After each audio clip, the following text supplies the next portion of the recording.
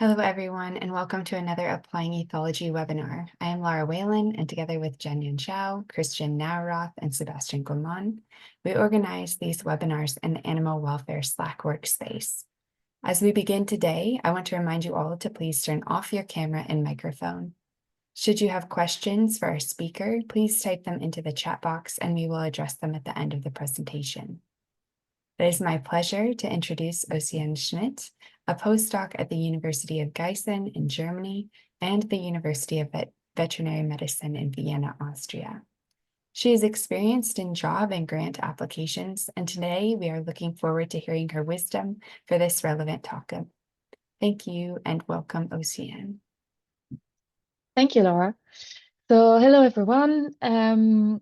So as kindly introduced, I want to share today my bit of experience because I'm still considered an early career researcher.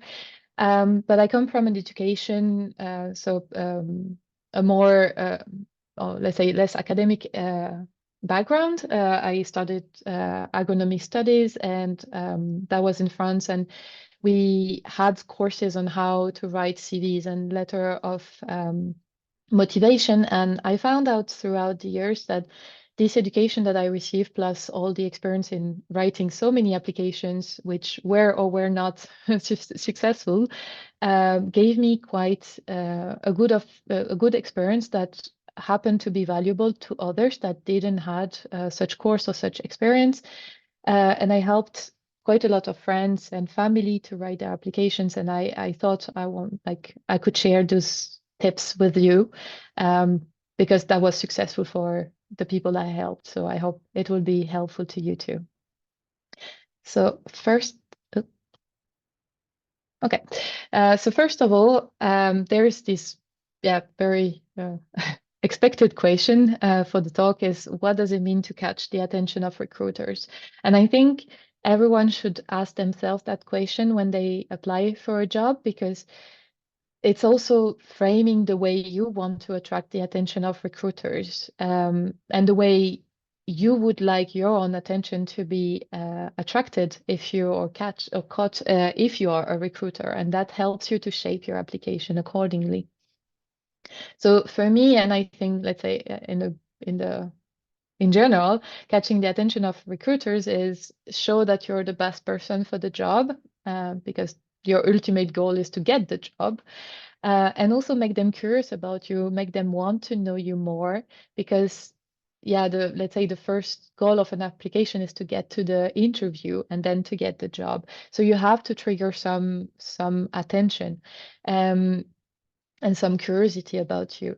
And you have to keep in mind that whenever you apply, whatever stage of the career you are in, the likelihood of, it's very likely that you have a lot of applicants. I have applied to jobs that had 50 or 100 people applying to it. And so, you have to be one of the top 3 or 5 people to get into the interview and be the very best person. So for that, you have to consider that the CVs are more or less the same. If you apply for a postdoc, chances are that everyone has a PhD just like you, but not everyone is you. And that's what you have to present, is who you are and why the people should get to know you to recruit you. And how do we want to do that? Again, that's a question that you can freely ask yourself and reflect on, because not everyone has the same style. And there are things that I would share that are a bit personal and they should not be applied like to the letter, because they have to show who you are, and who you are is not who I am. So what works for me doesn't work for everyone, I guess. But there are things that should be absolutely avoided and things that should be absolutely done. And in the things that should be absolutely avoided is to send nameless and impersonal emails. You have to know who you write to. That sounds, pretty basic to say, but to be honest, I did receive such nameless or impersonal emails, and so have my colleagues. And the thing is, what we all feel about it is that we feel that the person didn't even want to take the 2 minutes that it takes to do a Google search with your name and check who you were. So then it doesn't show so much that the person is motivated if they don't even care who they are going to work for. And sending only a CV and a short email is not sufficient, especially in applications where they request a motivation letter or cover letter. And sending a letter of motivation that doesn't state your motivation, that is basically a letter that just lists all your achievements without putting them into context with what you apply to. And what to absolutely do is mention and relate to the project that you apply to, so project or job, and state your motivation and make it specific to the project. That's basically the big wins in a motivation letter that would trigger some attention from the recruiters. And that's what we are going to see today. So first, a very short word about the CV and the structure of a CV. So that you probably saw before, but I just like to remind it. And for those who are not familiar with it, it's still very good to take, but that's not the focus of today. So because CVs are constructed almost in the same way, it doesn't matter what you apply to. So, but in the industry or let's say private sector, usually the CV is just one page. But in academia, our CVs are a bit weird. There are several pages long because of the projects that we have participated in, but also the and all the publications that we have. And usually we have jobs that we stay in for only a couple of years or a couple of months. And they still are valuable. Though in the industry, usually the last 2 jobs that you had or the last, I don't know, 5 years of experience, I think, are really count. So in the CV, you have an education, like a part about your education. So that's your diplomas, the the professional experience that you had. So which places you worked in, which kind of projects, what did you learn?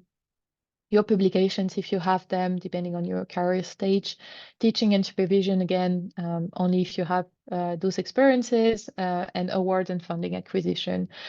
And then depending on the type of application that you are doing, you can add other things such as the volunteering experience that you had, memberships to professional societies, for instance.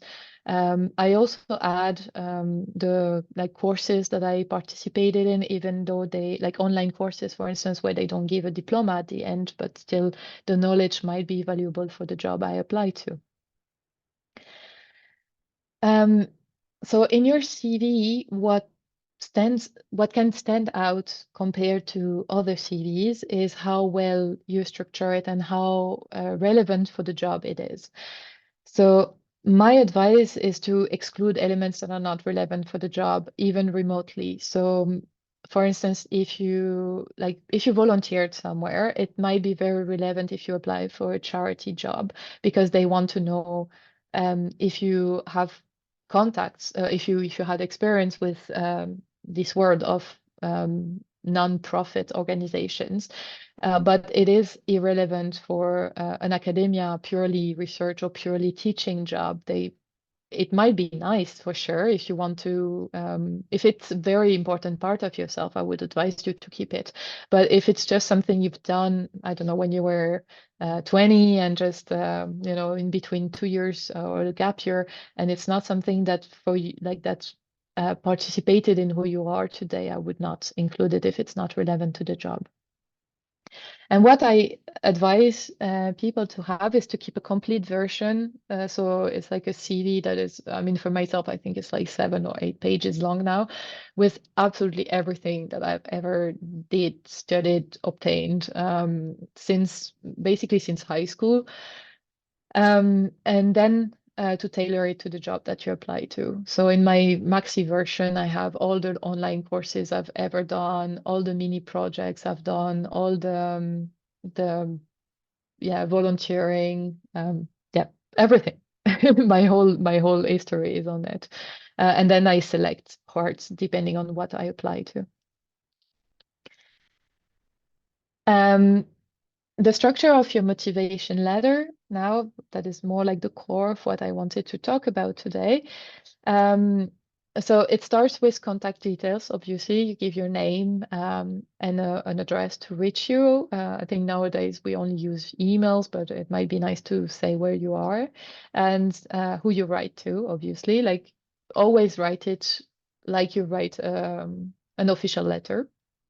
And of course, always thank the person, at least for that time, because they took the time to read your application amongst the tens or hundred that they got. And conclude often by saying, yeah, that you wish to discuss more with them, or that you hope that you can expand on some aspects of your application, or your things that you couldn't tell in your expand on in your motivation letter, but you would be keen to discuss it. I usually use those terms or those ways of concluding the letter, rather than saying that I hope for a positive answer, uh, because it's my style. I think that's the person I am. And I feel like it's not pressuring for the person to hope for a chance to explain more than hope that you be picked.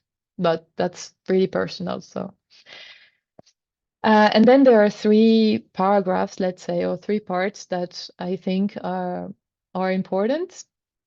Which is, so the first one is meant to describe who you are and what you apply for, to set the context of the letter, and then how the mission fits in your path and in your career plan, basically. And finally, what you will add and bring. So if you want to summarize it in your head, is who am I, what I have done so far, and how this will contribute to what I hope to achieve, and what you will gain by, like, what is in there for you, is basically the three messages to be conveyed in your motivation letter.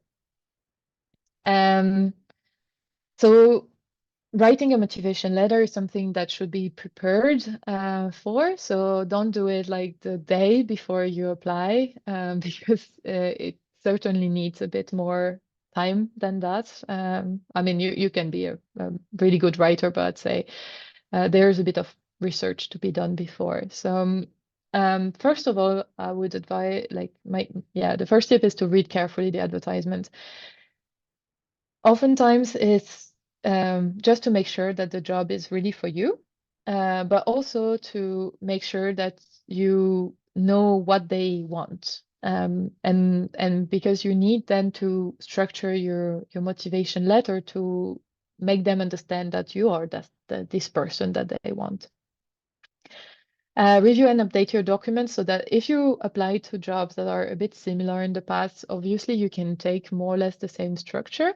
You can reuse your old letters, but never send the very same letter, because first, I think it will feel impersonal to the person who reads it, or out of place or out of context. And the personalization of your application is really what matters. If you send the very same thing to everyone, it reads as a bland application, nothing spicy in it. But if you personalize it, then at least the recruiter will feel that you put yourself into this application, and then I think it gives more chance to the applicant. By reading carefully the advertisement, you should check the keywords that are said, and especially the keywords that are related to the profile of the person that they are looking for. And yeah, and you should list those words. So either the qualitative, like the qualifications, or the yeah the sorry, adjectives that are used to describe the perfect candidate, or also the words that they use to describe their own team or the work that is going to be done. And then relate those keywords to your CV and your own experience, and see how your experience or your diplomas can answer, or reflect that you're the perfect candidate for that. So, um, so after you had your contact details as first lines, and then dear sir or madam, then you should write 2 or 3 lines that introduce yourself. I usually, yeah, I mean, state the position. So what are you applying for, and in which workplace? At least that shows your recruiter that you took the time to make it personal, that your this letter is for this place and this position, and state who you are and what your career stage is, so that you introduce yourself as the applicant and why you're interested in the position. But that should be like very brief and basically gives yeah make the recruiter want to read the rest of the letter. In at this in this part, I usually put it in as I offer my expertise or my enthusiasm or my motivation or whatever, but I put myself in the position that I want to offer something to the place rather than ask something from the place. Again, that's very personal, but I feel like if you put yourself in the position that you want to offer something to the team, it's a bit different, and it has a different impact on the reader, because then they are curious about what you have to offer. Though if you say you want the position, then they know what they have to offer to you, so it doesn't trigger curiosity from the first lines. When you explain who you are, so that's the paragraph that follows after, you can expand on what is your career path. So what do you come from? Which kind of studies have you done, or which kind of projects have you done in the past? What is your expertise? How did you build it across the years? State what is your ambition. And especially, I mean, of course, maybe don't write, I want to be you in 5 years, especially if the person is not nowhere near retirement, because that's not really going to happen. But yeah, in academia, we all know that positions are short and there are not a lot of permanent jobs. So it's really okay to say that going through, like being in this place for a couple of years would be um, a great impulse in your career, and then you can go to these other places that you wish to go to.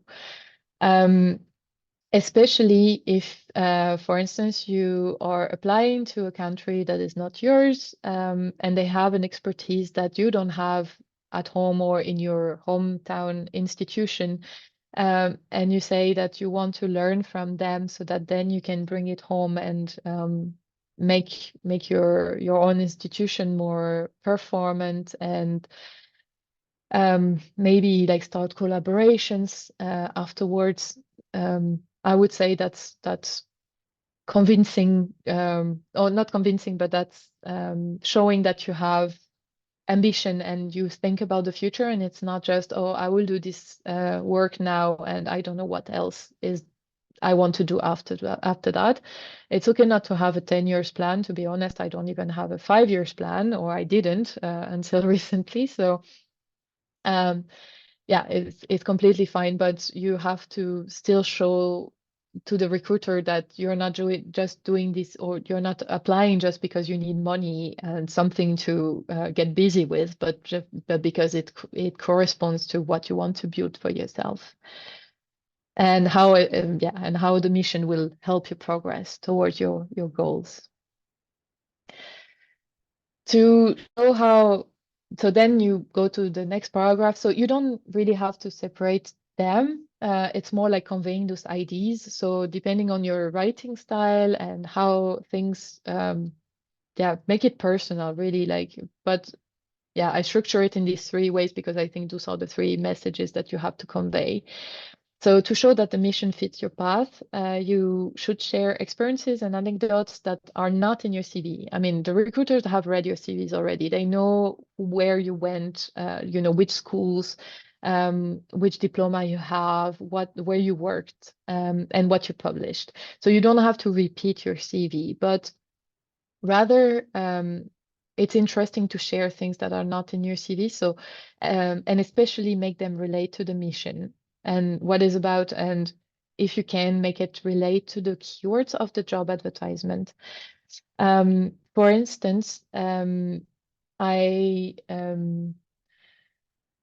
I would talk about yeah. So for instance, I apply to jobs where I have to talk to people and convince them. And of course, you have to prove that you're such a person, right? Um, so for that, I used an anecdote that I'm actually, I mean, it's one of my biggest pride as a PhD student. I was working on a farm and I had to do behavioral tests. And the farmer was really against it. He didn't like behavioral tests and said it was like psychology for animals, which doesn't exist. You know, yeah, he didn't believe in it. And I talked to him and I could actually convince him to have the behavioral test. But not only he agreed to them, he also got an interest in it. And he was actually expecting the results. And when I presented to him, he was really interested in, and he changed things around his farm because of what I shared with him. And I found it so gratifying. And I use this anecdote to say, well, one time I had to fight for my ideas and my needs, and I could convince someone that was completely against what I was willing to do, and it turned out to the best, because I could convince them that there was something inside for them, like in it for them, and they actually were satisfied with it. But this is not in my CV. I don't write it in my CV. So yeah, having those anecdotes really make your letter of motivation more specific to you, to the mission, and also it allows to complement your CV, and that's how you should see the letter. You should see it as a complement to your CV and a chance to explain your path, what brought you here today, and what made you passionate about what you are studying or what you are doing. Um, and then finally, the third paragraph is what you will bring to the person who hires you. And for that, you have to make the link between your expertise and your skills and the mission and the job and the workplace. And see it as describing what is your unfair advantage. Why are you so much better than anyone else? So of course you don't know who the others are, but you know what you see in this mission that is so meant for you, right? And that you have to highlight it. You have so the way I usually do it is saying that I have such and such expertise that will make the project successful, or yeah, detail one of my experience, and yeah, make it relate to the project. And it's a chance to tease something that you want to discuss in the interview. So at this point, you have to make them curious about what you're saying, and they would want to know more, to know if you are actually the perfect candidate. So we talked about, I mean, what I said was about jobs that have an advertised position. So it's pretty clear what you are going to investigate. At least there is a topic or like lines to it. But what about spontaneous applications? Because oftentimes we have to send those applications. First of all, because there are not so many positions advertised, and also because some people have a place in mind. There might be a lab that you absolutely want to go to because it has a technology. I mean, it has like methods or technologies that you really want to use to get skilled at, or maybe the mentality of the team is what you're looking for because you met people that worked with this team, or the leader of this team, and you had a good feeling about it. And I would actually recommend spontaneous applications as like a sort of visit card. If there's a place you're really interested in, even though they don't have a position today, if you send a spontaneous application and it's a really good one, meaning it's one that retain attention, maybe they cannot give you a job right now, but when they have a job and you apply to it, they will remember you. And because they will remember the spontaneous application that they couldn't say yes to, but they have like they would have read your CV already, they would have read your motivation, so they know already you, who you are. So when you apply for an actual job, then I guess I believe it gives you a bit of a push at the start, because just because they know or they had contact with you already. Um, so as there are no existing job and you may, or maybe you have an idea of a project you want to pitch to a team, and then together you will apply for fundings, then you have to do your own research. You have to do way more research than when there is a job advertised, because when there's a job advertised, they already know, I mean, they already have fundings to cover for it. And yeah, they know what you're going to be doing. But if none of it exists, then you have to know what the team works on, what are their topics, what can you learn from them, and what you will gain from being with them, but also the type of funding that you can ask for to make the project come to life. I don't talk from experience here, but I can just project myself in this leader of a team, and you receive a spontaneous application, but the person has no clue, like doesn't know even one place to ask for fundings. Um, it would seem to me that the person didn't do all of the job, and it's a bit like asking, well, I would like to work with you, but I I didn't bother making a Google search on what type of fundings are running in the country or in the area. A quick Google search will give you, or just asking people that are in the same country or in the same institute, what type of fundings they have, or make it clear. But yeah, I think it's nice if you want to bring your own project to life, that you know already where to ask for fundings and which type of money you will get.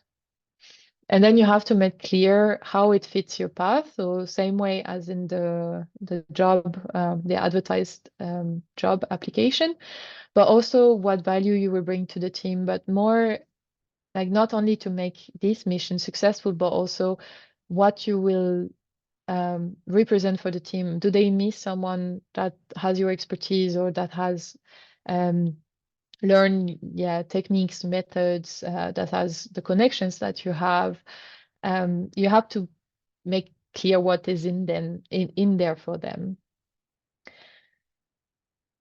Um, those are other tips that I received, and I think they're good ones to share. So if you offer a research project, only share the idea at first, so just a rough idea. And if they have interest in this, then you can give them the full details, but don't send a 10 pages Word document with full protocol and how you're going to achieve it. Have that ready, but don't send it. First of all, because it might be overwhelming for the person because they don't know yet what you're going to talk about or what you want to do with them. And reading 10 pages might be long and overwhelming, but also because you don't know you never know exactly who you're writing to. And sometimes, I mean, there are badly intentioned people everywhere, even in science, even in animal welfare science, I guess. And to protect your intellectual property, if you have an ID, don't don't share the full details until you are asked to. Don't give IDs for free, basically.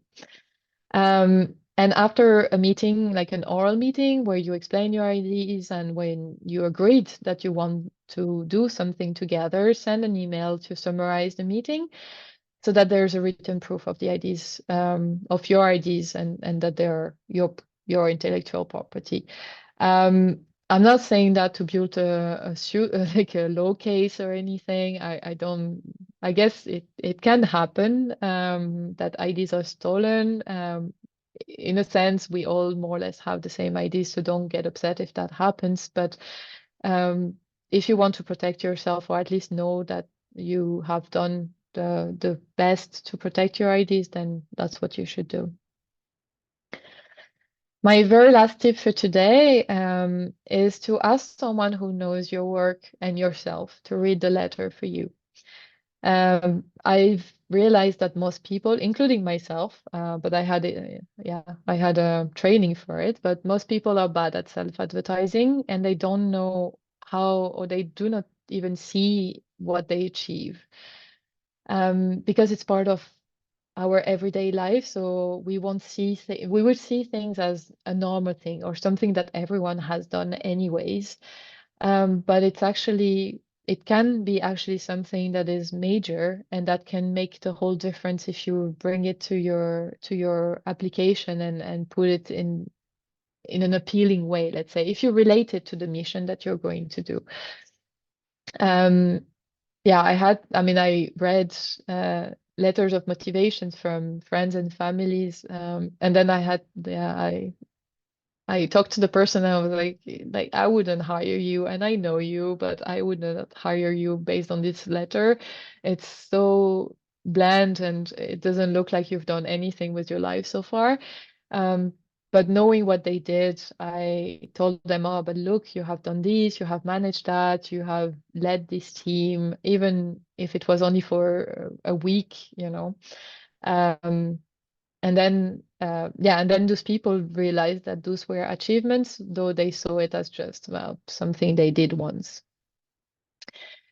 And with that, I would like to welcome your questions and hopefully make it more specific to you today, because writing an application is really a personal thing. I use colors in my CV because I'm a colorful person. That doesn't see it today because I'm in the dark in a dark t-shirt, but I have a a blue skirt. So yeah, I like to bring colors because that's what I am. But someone that doesn't feel like it shouldn't do it. I have the feeling that no matter how much you want a job, um, if it's not meant for you because the team is not what corresponds to your personality, it's fine. You shouldn't be someone else just for a job, but rather you should be yourself and find someone that wants to hire yourself. So, yeah, questions? Thank you very much for a clear, stepwise presentation, Océane. It was beautiful and easy to follow. I welcome people to type questions into the chat box, but to get us started, you mentioned that we should do our research before applying for a position, and this wasn't the spontaneous one, but a position that's been posted. And I agree completely. But to take it one step further, what does quality research look like in this situation? Is it just reading the institution's website, or is it something deeper? Well, institution website is one starting point. It's basically your starting point, knowing at least where it is. Then I would advise to go to like the ResearchGate or Scopus or whatever Google Scholar and see what kind of what kind of papers have been published by the team, but especially the supervisor, the person you're going to work with, on a day-to-day basis, because that will show you first of all, the topics that they care for, but also how they do it, which kind of methods they used. Um, yeah, um, I would, I would do that. And then if you want to take it even further and it's, a very important job for you, I would also contact the people directly, people that work in the team and say, oh, I'm thinking of applying for this job in your research group. Can you tell me more how it is to work there? What kind of activities do you do together? It can be very like an informal chat, but it can be also like asking, do you think I could take this project one step further and include my own ideas. I would definitely recommend contacting the contact person or the supervisor and discussing the project. That's something I did for all of the PhD projects I thought to apply to. I didn't apply to all of them, but I definitely had a meeting with all of the supervisors because I wanted to know what was in the project before I even spent time building my motivation letter and the whole application. And sometimes, yeah, it was just asking them, oh, is there money for me to go to conferences? And in some instances, they say, no, sorry, you'll have to deal with that by yourself. And for me, it was a big no-go because I really wanted to go to conferences. So, and I didn't want to have the pressure of the money that I need to find myself or self-fund myself. And yeah, that's what I would advise. Great, thank you. Very helpful. There's a few questions that have come into the chat box. So the first one is from Kool-Aid. Thank you so much for sharing these insightful tips. Could you give any advice to situations where one is getting no feedback from the professors? Well, ask for it. I mean, when you say no feedback, I guess it's you applied to the position and no one replied to you at all. So if it's been just 3 weeks or 3 weeks past the deadline, don't worry, it might come. If it's been a while, feel free to just feel free to just ask the person directly and say, oh, I applied to to this position. I understand you took someone else, and but I would like to have your feedback so that I can improve my application further and be more competitive in the future. And I think this might be really appreciated by the professor because it also shows that you cared about this application and you want to improve yourself. So it gives a good image of yourself, I think. Great.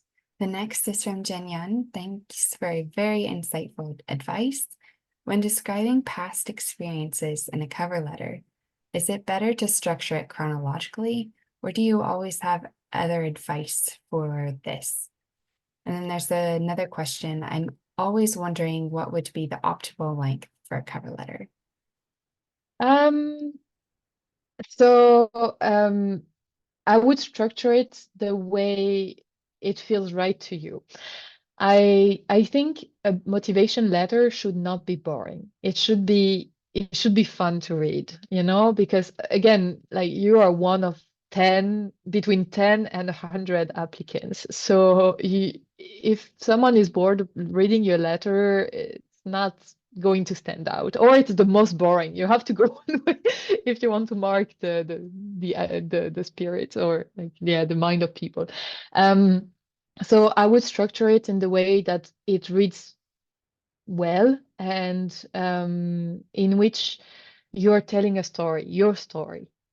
So the logic I described you is the one that was taught to me. I don't always strictly follow it because it depends on the application I'm writing to. Sometimes that schemes doesn't really fit, or it fits in 2 paragraphs because it's the way it is. But yeah, I think the best is the way, read it out loud. Actually, if you read it out loud and it doesn't sound good, then you must modify it. Great. And the last question is from Christian. Would you recommend people to use AI to help drafting their motivation letter, or would this take away too much of the personal content and writing style? On the other hand, it might be a game changer for non-native English speakers. Yes, I think, uh, well, I think AI is a great tool. It can help. I think, nonetheless, it is indeed quite impersonal what AI will generate for you because it doesn't know you. So unless you feed the AI with your whole CV, with your dreams and expectation, what your childhood was about, and what brought you in this path, maybe it can make something great. Play with it. I encourage you to play with it because it might be like the results might be really cool. But I wouldn't say, oh, please write a motivation letter for me for this job, knowing that I have such and such qualification. Um, and indeed, I agree that it should be used to check your English or your level of language, and maybe find a language alternative, because when you're not like a native fluent speaker, you may always use the same words, like, moreover, moreover, moreover, therefore. um, and maybe the AI can help you to find new ways of expressing yourself that make the motivation letter more easy to read, or more interesting to read. I noticed I did answer the second question of Jen, and the optimal length for a cover letter, I would say it's 1 page. Just yeah, make it fit in 1 page, just again for the boredom of reading it. But then you can cheat with the margin. I always make my margin super small, so no one knows. But yeah, I have done the same. I think we all have. Yeah. Okay, and now I think this one is the last one. Also from Jenyan, for spontaneous applications, of course, we don't want to encourage people to send emails to everyone in the field they're interested in. So do you have any advice for future students and applicants on how to carefully select whom you send spontaneous applications to? Um, Yes. Someone that you really want to work with. Like, yeah, Jen, you make a really good point, that it shouldn't be like a mass email to everyone, just hoping that you will make a hit. Um, One of the good things I've done was to apply, I mean, not apply, but get in touch with a lot of supervisors that were advertising PhD positions, even though I sort of felt it was not the right position for me, like the right project. But I was interested in knowing what was out there and what they did, and knowing those people, because I haven't been to conferences yet. So I didn't know who was in this field. And I think that was a good decision, because then it gave me contacts for the future. So if you get a chance to go to conferences, that's what conferences are for. Go to talks, get inspired by what people are doing, um, and then determine if the person is good for you. So, like, if you are inspired by a talk, try to then go to the person and discuss with them and get a feeling of how they work and how they are as a person, because that's equally important as the field of research.